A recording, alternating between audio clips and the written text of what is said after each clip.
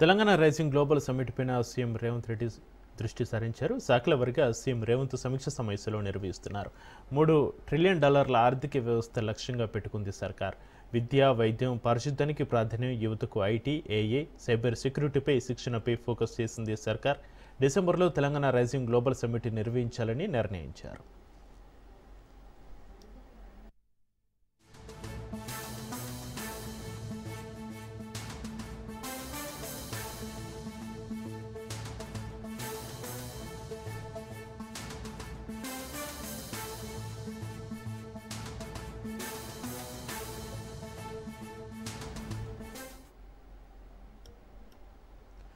Telangana rising global summit పైన CM Revanth Reddy దృష్టి సారించారు.